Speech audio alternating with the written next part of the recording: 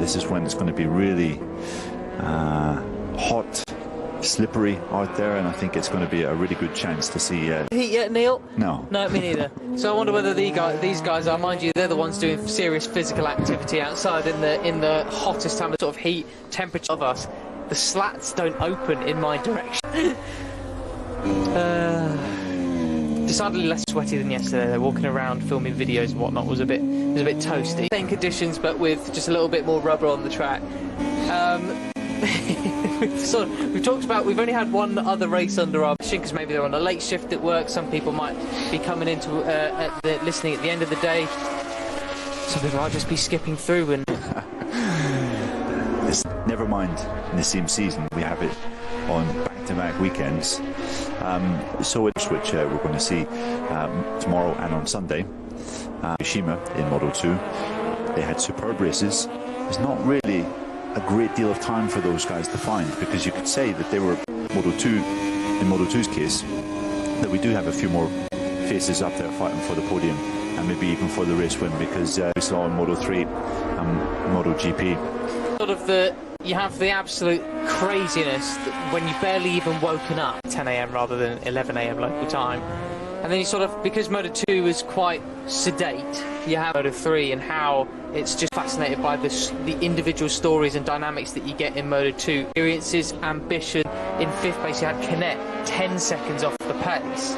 The gaps were pretty big, but I still found they've had it throughout pre-season to now. What an interesting story that Sam Lowe's has had over the last... the nature of the Jerez track, coupled with the conditions we know, more circumstances when we come to Jerez for the Spanish Grand Prix.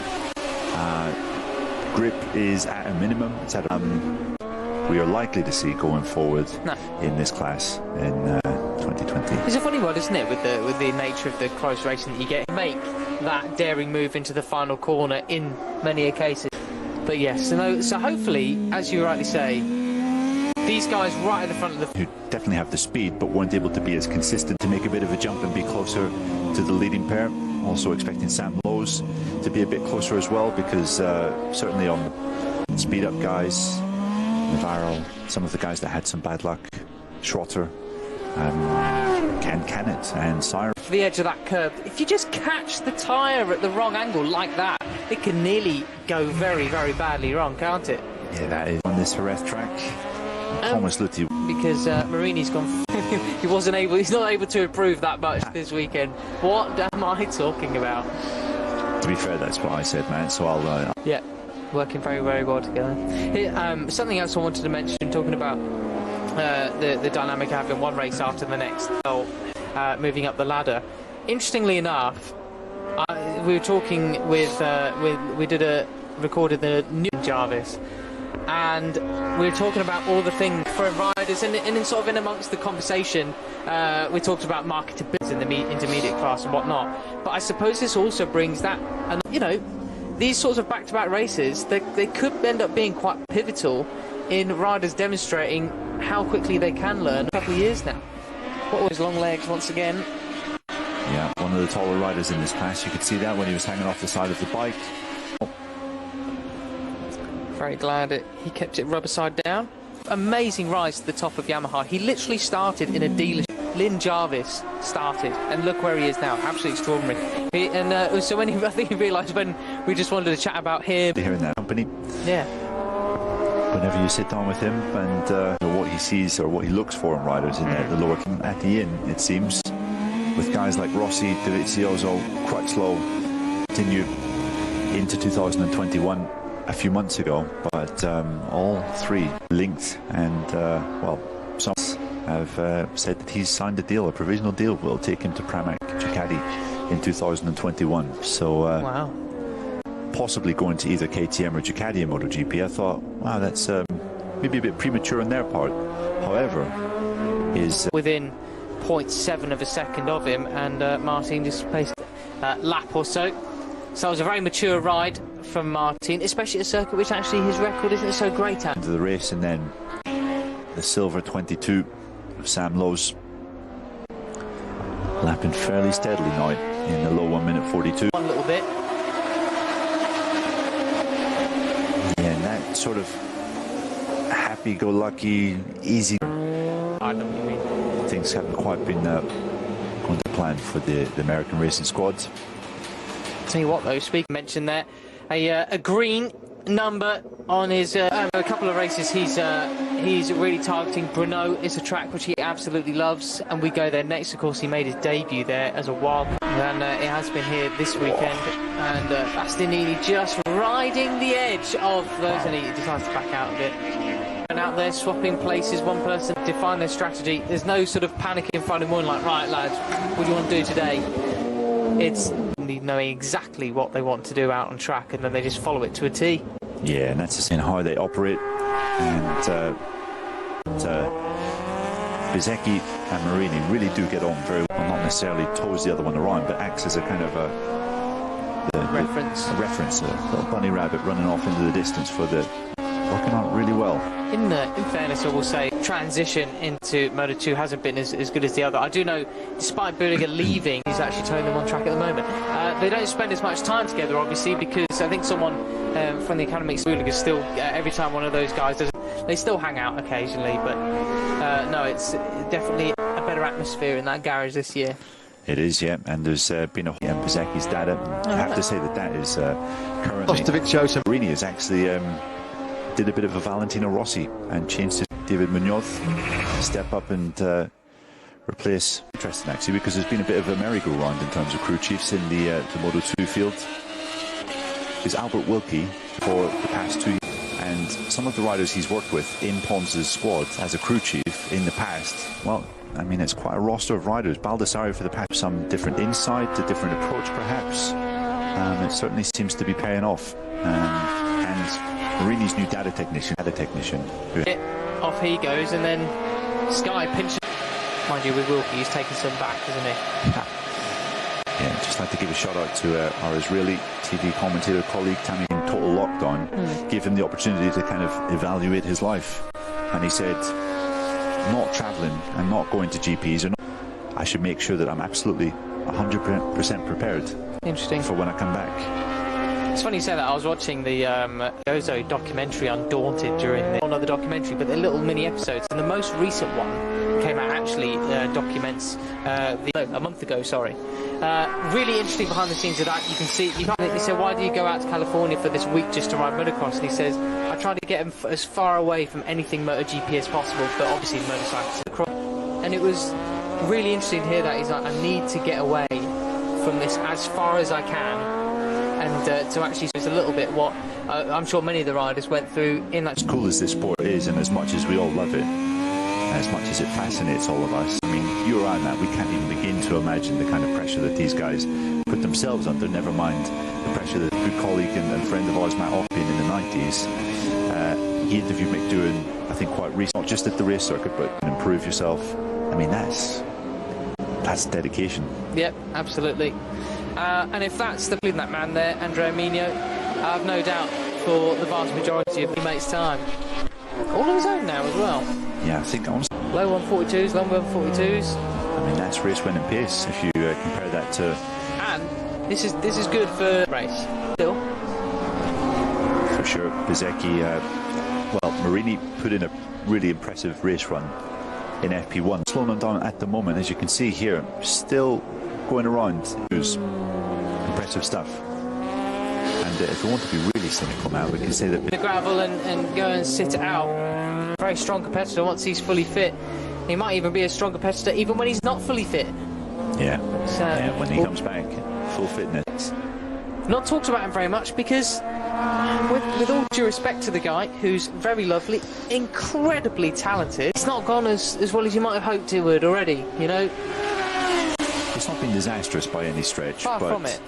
9th and 10th Petronas Sprinter Racing, but and Xavi Vierge was a good signing. Great signing. Yeah. You know, easily one of the top riders out. KRT Kawasaki squad alongside Jonathan Ray this year. Yeah, I've heard that as well. A Catalan squad. Actually, in the next, Xavi still has his eyes on the MotoGP seats in the future. He's in a great squad for that. If he gets the wins, he can very much. Career, his 5th season in the class, and last season riding. And I think he would probably admit that. just 3 top 6 finishes.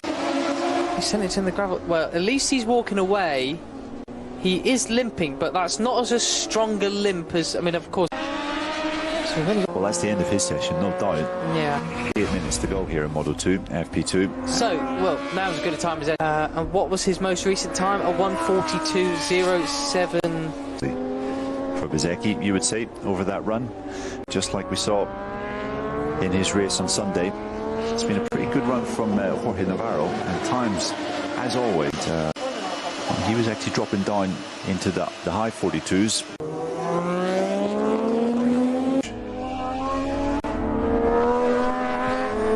Well, here's Ben Snade at the moment. He's on their 24th. He is at the moment. Bezzecchi's. He had 2 of the championship for the NTS lot. Was looking a bit more promising in Qatar. The new bike and things like that were looking. Then Delaporte in 29, so there's something not quite right there with Raffin, who on occasion has scored top 10 finishes for both of those guys, down in 24th and 30th. And pretty decent turnarounds from several names. Thomas Luthi, who we were talking about in detail this morning, they're in 6th place, which is a Bulaga. They're in a 9th spot, the number 11. He, of course, is riding for the Federal Oil Grissini team. The Nicolo Bulaga story up to a point of the Fabio Quartararo story before he got his wins first year, caught in the hell and whatnot. But Nicolo Bulaga, so much hype, ridiculous hype. And I'm not saying before anybody gets my back, a lot of hype. Came in first straight off the. Now he's changed teams. He's sort of changed program properly. What's happened with Martin? Is he just given up on his lap? I think he's maybe run on at 6. Could have done. Maybe a couple of wins, and you think, wow, he's arrived. He's here finally. Not out of the question, and it would be really, really awesome. Has arrived from the get-go. Was and doing pretty well since then too. Top 10 in FP1 this morning. About that whatsoever. Mr. Kinect's really taken to that speed up chassis and Moto2 like a duck. Out in as well. Syahrin was 6th. Yes, that could have put him on a par with Lowe's. The speed of Navarro, Canet and Syahrin so far, it makes Di Gianantonio's lack of pace quite puzzling. Last week he just could not get his head around these hot temperatures. Yeah, it might be a bit of a concern for Didier. Of course, it does get very, very hot when we come here in May, but nothing like this. Nothing as relenting as this, and I guess same can't quite be said for example, but the others, it's around. Sorry, Matt, that was a big moment for Bastianini. He shocked himself there, didn't he? Hector Garza in front of him, who's chasing him on the other Pons bike. Salvaged a top 10 finish at the end of it all. That is the rider who was at the end of the race, spent a lot of time in 6th place and climbs up for Remy. And what about Augusto Fernandez? 20th at the moment for a guy that was one of his climbs 3 positions. He'll be 17th. I mean, it goes to show how fast. I mean, myself and Neil hold our hands up. Didn't realise the top 17 was covered by 0.5 in FP1. But this man here, nearly a 10th ahead of his teammate. He is his race simulation in FP1. Give me the trophy now. Yay me. Yeah, I don't think he was saying it such a reason. On today's evidence, I don't think I would. Don't know. Go watch out for Super Dad Nagashima. And then, of course, we have Ankinet, Chandra, Schrotter, Luthi and Roberts. Those guys filling out the provisional session, no doubt, will be seriously quick too. And then filling out the last 5 riders. We have Delaporte, Ben Snyder, Corsi, Kazma, Free. There's just a few seconds. Just a few last touch-ups to his suit and helmet, and he's ready to go. We've noticed that the mechanics have been really active in the last few minutes. Let's see if they'll make the difference on the track.